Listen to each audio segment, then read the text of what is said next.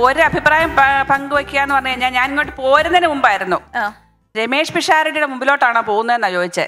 ഞാൻ വിചാരിച്ചിട്ട് വല്ല സിംഹോ കാണ്ടാമൃഗോ വല്ലോ ആണോ. ഇവിടെ വന്നപ്പോഴാണ് മനസ്സിലായത് മാനാന്ന്. ഈ മാനല്ല, മാനോ, എമ്മേൻ മാനാന്ന്. അതിനു മുമ്പ് ഞാൻ സ്ത്രീ ആയിരുന്നു എന്നാണോ നിങ്ങൾ വിചാരിച്ചിരുന്നത്?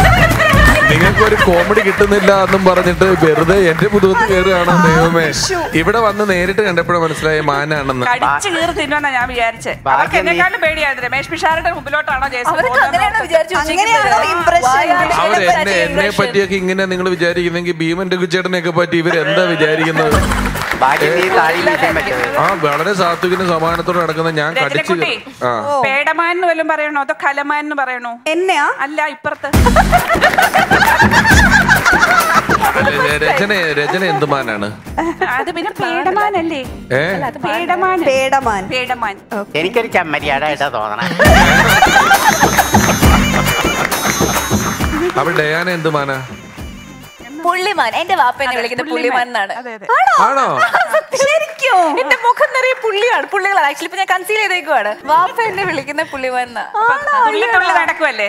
തുള്ളിയല്ല, പുള്ളി. നടക്കുന്ന പുള്ളിമാനെ വിളിച്ചത്. അങ്ങനെയല്ല, പുള്ളി മാൻ എന്നാ വിളിക്കണേന്ന് മാത്രമേ ഉള്ളൂ. ഓൾഡ് മാൻ വിളിക്കാം. Old man. താത്തനെയോ? Old man. ഓൾഡ് മാനോ? Old sorry. ആ, അത് കണ്ടാമൃഗമാണെങ്കിൽ ഇത് പുലിയാ കേട്ടാ. പുലിയാ. ആ, അടിച്ചു തിന്നാളെ. സുന്ദരി താത്തയല്ലേ?